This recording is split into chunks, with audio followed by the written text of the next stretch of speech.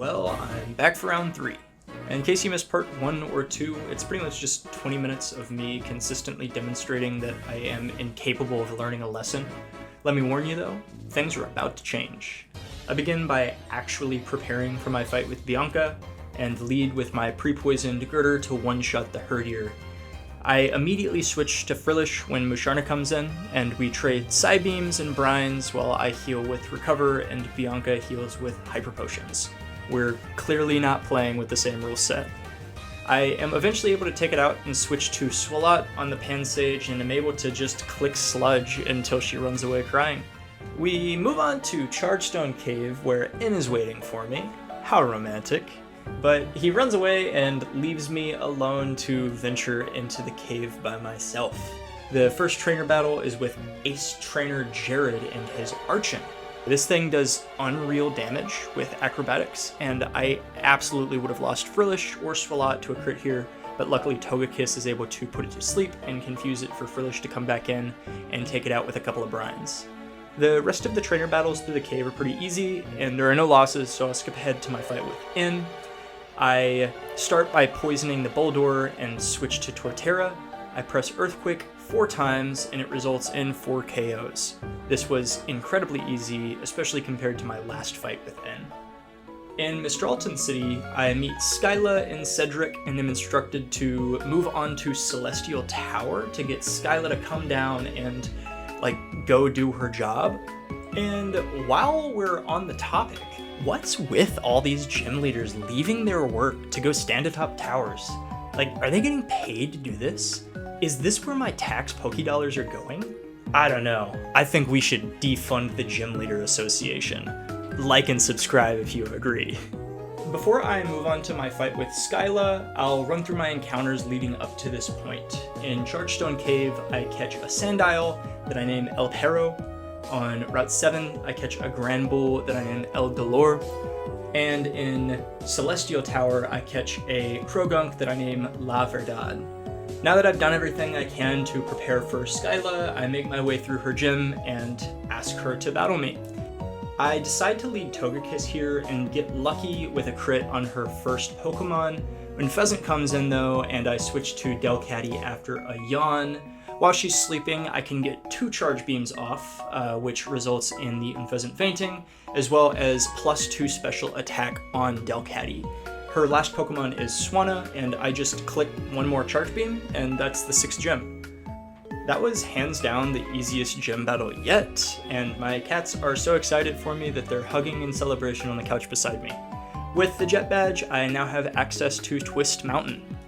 As you can see from my reaction, I am yet again surprised by another Cheren fight. Lacina is a monster though, so he takes down his Unpheasant and gets some chip damage on the Simipour as well before needing to be switched in for El Hugo. Scald does a lot more than I was expecting here, so out goes Joltik and in goes Frillish. Cheren is the absolute luckiest trainer in Unova because this dude anticipates my switch and goes for the lick and gets the paralysis. That doesn't matter though because El Pescado is an absolute monster and fights through to take out Simipour. Swalot makes her first appearance this fight and lives up to her name. La Libra translates from Spanish to English into the pound, and if I had to describe what she did to Cheren's Servine and Liepard, it's that she took them to Pound Town.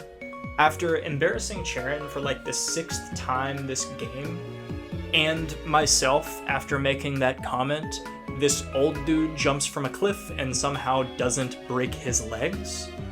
He does give us the HM for Surf though, which is awesome because a number of encounters are now made available. If you don't want to listen to me list off all of these Pokemon, you can skip ahead a minute and a half because there are 9 encounters. I begin here by flying back to the start of the game to catch a Ferroseed in the water on Route 17. I name him El Pico. I catch Quillfish in the grass on Route 18 that I name El Venimo. I get a Cranidos named La Espiga from the P2 factory, which I totally forgot even existed.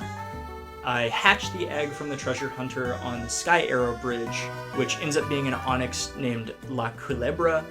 In Driftvale City, I surf for a Dwebble named El Gancho, and I get a Lunatone named La Luna in Twist Mountain.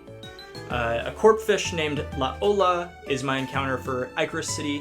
Just north of that, I catch a Stoutland that I name La Rata on Route 8. And finally, my last encounter is a Whirlipede named La Manta in the patch of grass outside of Dragon Spiral Tower. 9 encounters, that's crazy. Anyway, after getting through Twist Mountain, the final team that I put together ahead of the Bryson fight consists of Crustle, Scolipede, Girder, Dusclops, Toxicroak, and Swalot. I start my fight with Bryson by leading Crustle to get a safe Stealth Rocks in with the help of the Sturdy ability. I end up not needing it and am able to take out the Vanillish with a single Rock Slide. His Beartic comes in, and after thinking for like 4 minutes, I end up making the worst decision I could have made in the moment, and Crustle sadly goes down. Girder switches into a Swagger, but fights through the confusion to Wake Up Slap the Beartic into his grave. Cryogonal comes out, and after a sad series of events, starting with a hard Aurora Beam and Girder hitting itself in confusion, he sadly passes on to the next life. We'll miss you, buddy. But now isn't the time to mourn. Dusclops comes in to avenge his fallen comrade, and after a series of Shadow Punches combined with additional damage from Burn, is able to earn us the Freeze Badge. Overall, I'm not too torn up about losing either of these Pokemon. I don't think either of them would have made my Elite Four team, and at this point, any major battle that isn't a wipe is a success in my eyes.